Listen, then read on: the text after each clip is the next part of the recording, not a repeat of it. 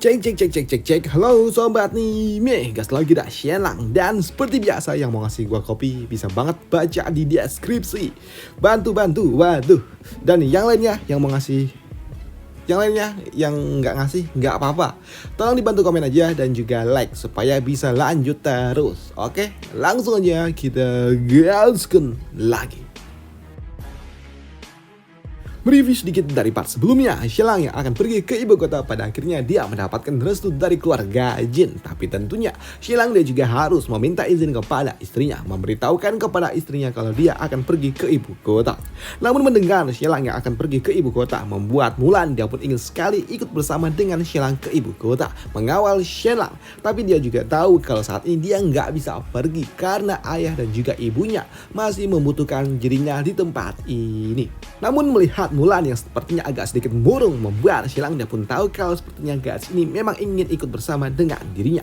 Namun di sini Shenlang dia juga tahu terakhir kali dia pergi meninggalkan Mulan dalam kondisi yang gak baik-baik saja. Ketika dia kembali Mulan terluka hingga membuat Shenlang bertanya kepada Mulan apakah ada sebuah buku ataupun teknik apapun itu yang dapat membantu Mulan meningkatkan energi internal miliknya hingga berkali-kali lipat. Tapi untuk Mulan dia pun kesal dengan Shenlang yang malah justru membahas tentang seni bela diri, padahal mereka akan segera berpisah. Namun di sini Shenlang dapat mengatakan ini semua dilakukan demi Mulan. Nanti jika saja Mulan dia bertemu dengan Qiu Yao, Mulan masa ia nggak bisa melawan, hingga membuat Mulan dia pun sadar kalau sepertinya Shenlang mencoba untuk dapat membantu dirinya menjadi jauh lebih kuat agar dia bisa menghadapi Qiu Yao yang merupakan gadis yang sebelumnya telah mengandung anak dari Shenlang. Dan itu membuat Mulan dia pun memberitahukan kepada Shenlang kalau ada buku yang memang cukup luar biasa yang dirumorkan dapat meningkatkan energi internal 2 kali lipat. Ucap dari Mulan, dan untuk Shenlang dapat bertanya apakah itu ada di perpustakaan Tia Hegi? Tidak, ucap dari Mulan, dan itu ada di Bridal Covenant. Ucap dari Mulan. Apa itu? Gue nggak tahu. Dan setelahnya kini Shenlang dia pun juga kembali pulang ke tempat di mana emaknya tinggal. Di sini Shenlang dia pun memberitahukan kepada emaknya kalau dia akan pergi ke ibu kota. Namun di sini Shenlang dia juga melihat kalau ternyata saudaranya ini mukanya agak merah-merah seperti udah habis digampar. Namun di sini dia juga tahu kalau itu semua pasti ulah dari emaknya yang menggampar saudaranya. Namun Shenlang dia pun juga bertanya kepada emaknya kenapa saudaranya ini kok digampar. Dan untuk emaknya dia pun mengatakan kalau sebelumnya orang tua dari Mulan, emaknya Mulan sempat ingin menjodohkan saudaranya Shenlang ini dengan seorang gadis yang pintar, cerdas, cantik, duhai untuk si tengil ini. Tapi si tengil ini malah nggak mau. Itu tentunya membuat emaknya Shenlang dia benar-benar kesal. Dan untuk si tengil ini dia hanya bisa diam aja membenarkan apa yang diucapkan oleh emaknya. Namun di sini untuk emaknya dia terus merepet karena ini benar-benar memalukan. Karena ini adalah saran yang diberikan oleh Su Peipei dan tentunya hal itu tidak mungkin dapat dibiarkan oleh emaknya. Apalagi emaknya juga mendapatkan sebuah jawaban dari putranya yang sangat menyebalkan, di mana dia mengatakan kalau dia tidak ingin menikah dengan gadis cantik itu, justru dia ingin menikahi janda Liu. Ucap dari emaknya yang membuat Shenlang dia pun bingung, janda Liu. Di sini emaknya Shenlang dia pun mengatakan kalau janda Liu udah usia 35 tahun. Walaupun memang usia 35 itu mantap, masih duhai dan masih oke lah, tapi tetap aja hal itu tidak mungkin dapat diterima oleh emaknya Shenlang karena ini adalah pernikahan yang disyaratkan oleh Su Peipei dan tentunya itu memalukan bagi mereka jika mereka menolak tawaran dari Su Peipei. Dan tentunya hal itu membuat emaknya Shenlang dia terus merepet. Tapi untuk si Tengi ini dia pun mengatakan kalau dia udah berjanji kepada janda Liu kalau dia akan menikahi janda Liu nanti ketika dia sudah kaya. Benarkah? Apakah dia setuju? Tanya dari Shenlang. Namun ya enggak sih, ucap dari saudaranya ini. Dan setelahnya kini Shenlang dia pun pergi menemui saudaranya ini setelah acara makan malam. Di sini dia pun bertanya kepada saudaranya kenapa nggak mau nikah dengan gadis yang udah dipilihkan, padahal gadisnya pintar, cantik, duhai dan juga imut. Ucap dari Shenlang. Tapi untuk si Tengi ini dia pun mengatakan kalau dia punya alasannya sendiri, di mana dia mengatakan kalau dia juga tahu apa yang dia dapatkan kali ini. Semuanya ini adalah usaha dari Shenlang. Jika tidak bantuan dari Shenlang maka dia masih tetap menjadi orang miskin yang poinnya dia insecure. Dia insecure karena dia nggak bisa menghasilkan apapun, tapi dia menikmati ini semua dan apalagi dia akan dinikahi oleh gadis terpelajar dan tentunya itu membuatnya pun insecure. Ya, insecure lah intinya. Dia insecure dengan ya latar belakangnya yang sebenarnya buruk. Tapi di sini untuk Xilang dapat mengatakan untuk tidak perlu khawatir dengan itu semua. Dan tentunya pilihan dari Su Peipei adalah gadis yang sangat luar biasa. Hingga membuat Xilang dia juga ingin tahu mana gadisnya. Dan benar saja kini Xilang dia pun pergi menuju kediaman dari keluarga Lin. Dan ternyata gadis itu adalah cucu dari Pak Tua Lin. Dan ketika mereka tiba di kediaman keluarga Lin, di sini Xilang dia pun melihat kalau ternyata gadisnya ini cantik, imut, duhai dan juga besar juga asetnya. Hingga membuat Xilang dia pun cantik juga bah, ucap dari Xilang. Di sini Xilang dia juga langsung mengatakan kalau saudaranya ini insecure dengan gadis ini. Dan Xilang juga bertanya apakah gadis ini mau sama dengan saudaranya ini. Dan untuk gadis itu dia pun hanya menundukkan wajah dan dia membuang muka, tapi mukanya merah sampai kuping-kupingnya merah. Hingga membuat Xilang dia pun tahu kalau sepertinya gadis ini memang menyukai si Tengil ini. Ternyata dia benar-benar menyukainya juga, ucap dari Xilang. Dan di sini Xilang dia pun tahu kalau sepertinya saudaranya ini pandai juga.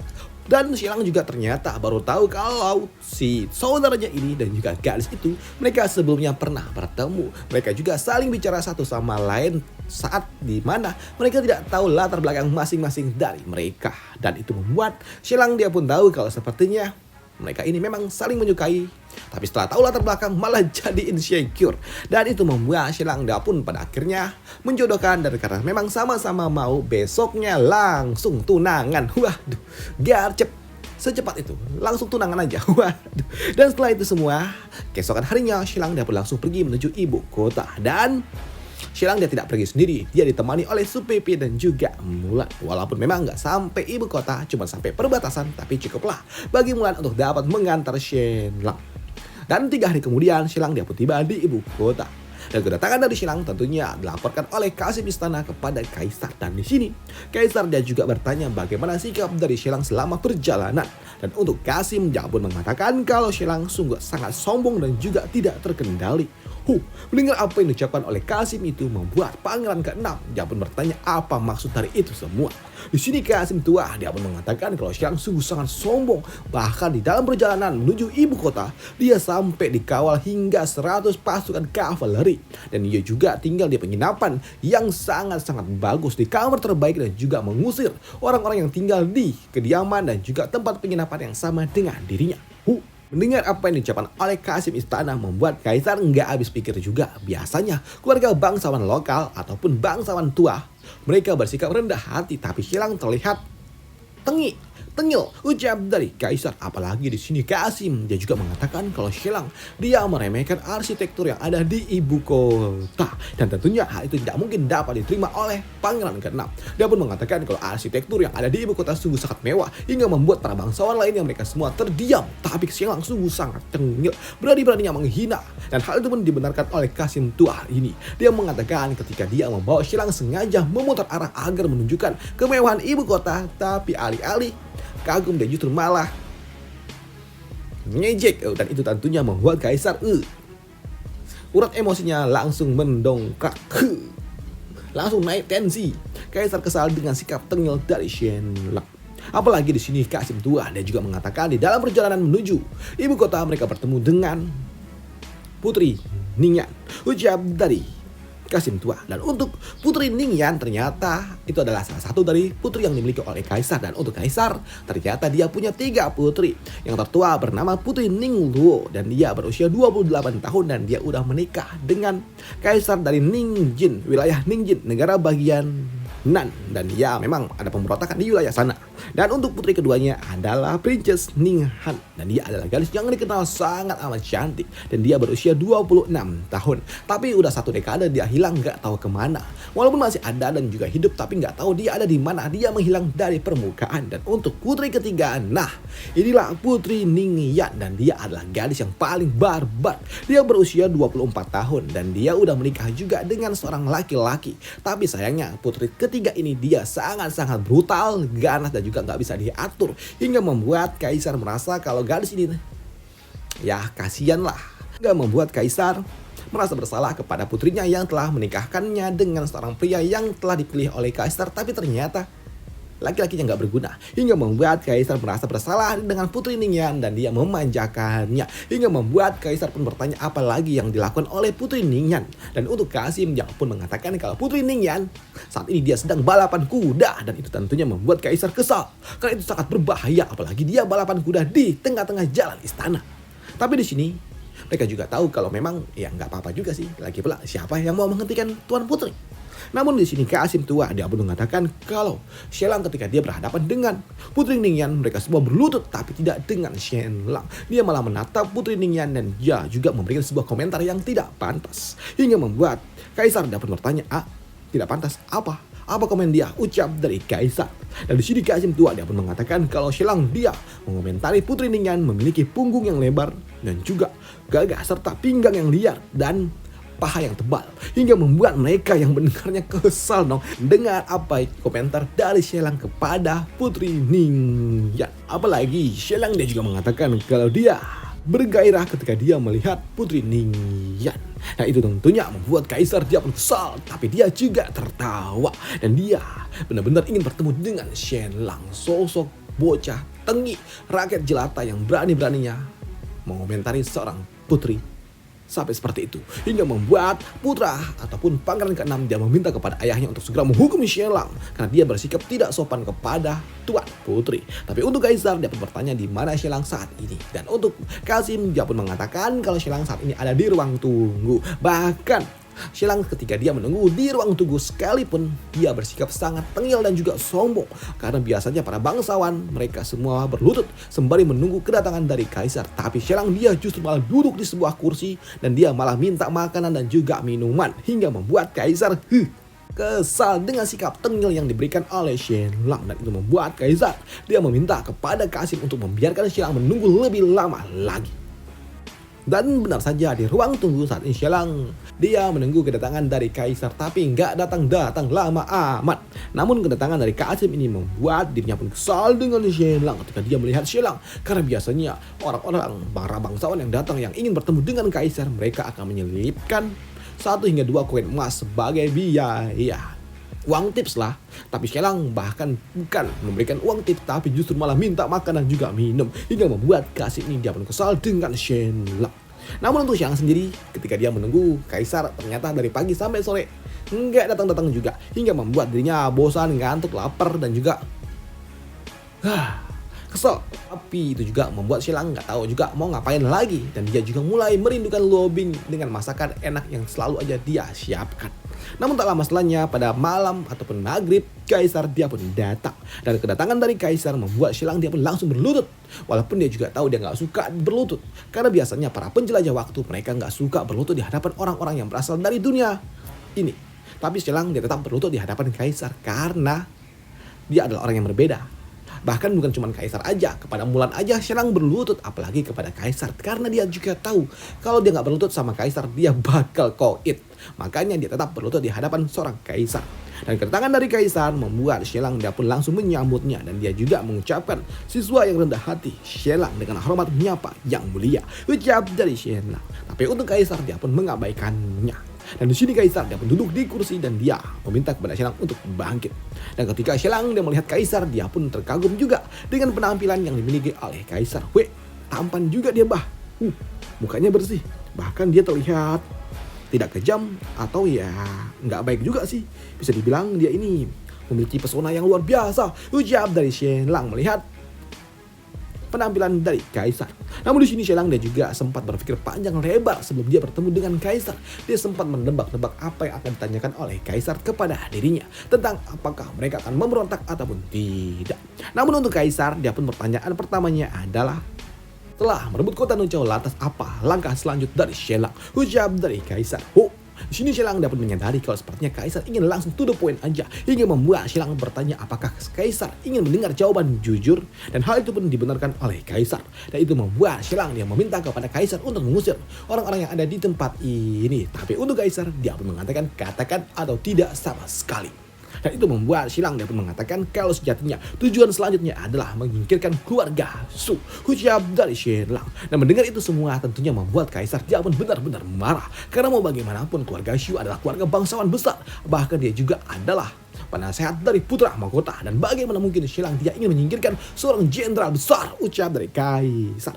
Namun di sini Xilang dia juga mengatakan dan dia juga memberikan sebuah alasan kenapa dia ingin melenyapkan keluarga Su. Karena ketika Patria keluarga Jin sedang mengurus para bajak laut yang ada di kota ataupun di Pulau Wangyan dan dirinya sedang mengurus para bajak laut yang ada di kota Nuchao, keluarga Su mereka datang menyelinap ke dalam kediaman keluarga Jin dan mereka membuat kekacauan di tempat itu. Mereka melukai istriku dan juga ibu mertuaku dan mereka juga menyingkirkan beberapa orang-orang penting yang ada di istana Xuanu. Dan itu membuat Xilang dia bersumpah kalau dia akan melenyapkan keluarga Su dan dia meminta kepada Kaisar untuk mengadakan sebuah penyelidikan kepada keluarga Su. Ucap dari Xianlang yang membuat Kaisar kesal dan dia meminta kepada pengawal untuk segera membuang Xianlang. Dan pertemuan pertama Xianlang dan juga Kaisar berakhir dengan Xianlang yang didepak keluar dari dalam ruang pertemuan. Dan setelahnya Xianlang pun langsung kembali pulang ke tempat di mana kediaman keluarga Jin ada di ibu kota. Dan setelah dia tiba di kediaman keluarga Jin, dia langsung disambut oleh Luo Bing dan dia juga langsung disiapkan makanan yang banyak dan juga enak dari apa yang dibuat oleh Luo Bing. Dan untuk Luo Bing dia menunggu Xianlang kenyang. Setelah itu semua maka dia akan masuk menyelinap ke dalam kamar dari Xianlang, pikir dari Luo Bing. Dan benar saja setelah makan malam Xianlang akan istirahat. Luo Bing datang dan dia bersiap untuk menikmati Xianlang. Waduh, dan itu Xianlang pun meminta kepada Luo Bing untuk tidak dulu. Wah, bahaya nih, ucap dari Xianlang. Tapi untuk Luo Bing dia tetap ingin datang karena ini adalah perintah dari Mulan. Namun ketika Xianlang dia menolak Luo Bing dan dia ingin tidur, di sini dia juga kaget loh. Lah iya juga, tujuan dia datang ke ibu kota untuk dapat bertemu dengan Muncong lah. Muncong di mana? Ucap dari Xianlang yang baru ingat tentang Muncong. Namun di dalam pertemuan ruang rahasia yang dimiliki oleh Kaisar di sini, Zhang Choi dapat datang menemui Kaisar. Zhang Choi dipanggil oleh Kaisar. Di sini Zhang Choi ya bertemu dengan Kaisar dan ini adalah pertemuan pertama ketika Zhang Choi telah dipenjara. Di sini Zhang Choi ketika dia di dalam penjara dia juga tidak mendapatkan perawatan dan juga pelayanan yang spesial. Dia sama diperlakukan oleh Kaisar seperti tahanan pada umumnya. Dan untuk putranya Zhang Choi dia juga berlutut di luar. Ternyata Zhang Choi dia punya dua putra. Putra kedua adik dari Zhang Jin. Dia berlutut di depan kediaman dari Kaisar dan dia meminta kepada Kaisar untuk memberikan keringanan kepada bapaknya. Walaupun ya memang nggak ada juga yang dilakukan oleh Kaisar. Dan untuk Zhang Choi dia pun mendapatkan semua penjelasan dari Kaisim ini. Karena Kaisar tidak bicara apapun dan hanya Kasim lah yang menjelaskan pertemuan Xianlang dan juga Kaisar yang sebelumnya. Dan Kaisim juga menjelaskan sikap yang ditunjukkan oleh Xianlang selama perjalanan menuju ibu kota. Dan itu membuat Kasim dia juga bertanya kepada Zhang Choi apakah sikap yang ditunjukkan oleh Xianlang adalah sikap aslinya atau dia hanya bermain peran. Dan untuk Zhang Choi dia pun mengatakan kalau sikap yang ditunjukkan oleh Xianlang adalah sikap yang tulus tapi juga merupakan sebuah sandiwara. Dan itu tentunya membuat mereka pun bingung dengan apa maksud dari Zhang Choi. Di sini Zhang Choi dia pun mengatakan kalau Xianlang dia setiap kata-kata yang ia ucapkan mencerminkan pikirannya yang sangat sederhana dan juga sebenarnya. Kini Zhang Choi dia pun mengatakan kalau Xianlang sejatinya dia tahu kalau dia sedang diawasi dan dia bisa saja tetap diam tapi dia tetap berbicara panjang lebar dan itu membuat sebuah pertunjukan agar Kaisar berpikir bahwa dia adalah orang yang tulus. Dan di sini untuk Kasim dia pun bertanya kepada Zhang Choi selama temuan Xianlang dan juga Kaisar. Xianlang dia pun mengatakan kalau dia memiliki sebuah rencana untuk menyingkirkan keluarga Su. Apakah itu benar? Jawab dari Kasim dan hal itu dibenarkan oleh Zhang Choi. Dan di sini Kasim juga bertanya kepada Zhang Choi apakah Xianlang dia memiliki sebuah ambisi untuk memberontak. Dan untuk Zhang Choi dia pun mengatakan tidak. Xianlang tidak pernah mau memberontak. Namun jika saja dia dan juga keluarga Jin terus ditekan maka Xianlang dan juga keluarga Jin pasti dia akan memberontak. Ucap dari Zhang Choi. Namun di sini Kasim ini kembali bertanya tentang apa cita-cita yang dimiliki oleh Xianlang. Dan untuk Zhang Choi dia pun mengatakan kalau Xianlang tujuannya adalah hidup kaya, santai, tenang, dan juga tanpa keluhan. Ucap dari Zhang Choi yang membuat Kasim kembali bertanya tentang apa maksud dari tanpa keluhan. Di sini Zhang Choi dia menjelaskan kalau Xianlang jika dia disinggung oleh orang lain maka dia pasti akan menyingkirkan orang itu. Mendengar apa yang diucapkan oleh Zhang Choi membuat Kaisar dia pun bertanya apa maksud dari itu semua. Bukankah itu adalah orang yang sangat-sangat sombong? Lantas Jika itu benar, kenapa Xie Lang dia tidak menyingkirkan Zhang Choi? Mengingat Zhang Choi dia terus berselisih dengan Xie Lang. Namun untuk Zhang Choi dia pun mengatakan kalau sejatinya dia tidak pernah menyinggung perasaan dari Xie Lang. Dan murni perselisihan dirinya dan juga Xie Lang adalah perselisihan politik. Hanya konflik politik, bukanlah dendam pribadi. Oleh karena itulah, setelah menentukan pemenangnya di dalam pertikaian politik, maka mereka dapat menertawai hasilnya dan semua berlalu begitu saja. Ini semua pure murni perselisihan politik, bukanlah dendam pribadi. Ucap dari Zhang Choi. Mendengar apa yang diucapkan oleh Zhang Choi membuat Kaisar dia pun menyadari kalau Xie Lang sungguh sangat menarik. Meskipun dia terlihat sangat kasar, tapi ternyata dia sangat teliti, sangat cekatan dan juga perhitungannya sangat amat cermat hingga membuat Kaisar dia pun menganggap kalau Xie Lang sungguh sangat indah dan juga tanpa celah seperti mangkok porselen ini. Dan di sini Kaisar dia juga bertanya kepada Zhang Choi. Menurut Zhang Choi, apakah dia harus menyingkirkan Xie Lang? Tidak. Sambut dari Zhang Choi. Di mana Zhang Choi dia pun mengatakan kalau Xie Lang adalah anak yang sangat amat tajam.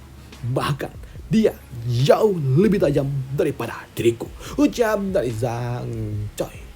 Dan apa yang akan diambil oleh Kaisar, keputusan Kaisar, apakah dia tetap akan menyingkirkan Xie Lang atau dia akan merangkul Xie Lang? Akan kita bahas di part lanjutannya. Dan sampai jumpa di part lanjutannya. Mengingat Kaisar dia sangat percaya dengan kemampuan yang dimiliki oleh Zhang Choi. Dan Zhang Choi dia mengakui kehebatan dari Xie Lang. Kaisar aja dia mengakui kehebatan Zhang Choi. Dan Zhang Choi mengakui kehebatan Xie Lang. Dan apakah Kaisar akan menyingkirkan Xie Lang? Atau dia mengikuti rencana dari Zhang Choi? Saran dari Zhang Choi? Akan kita bahas di part lanjutannya. Dan sampai jumpa. Bye. Thank you. Besok lagi.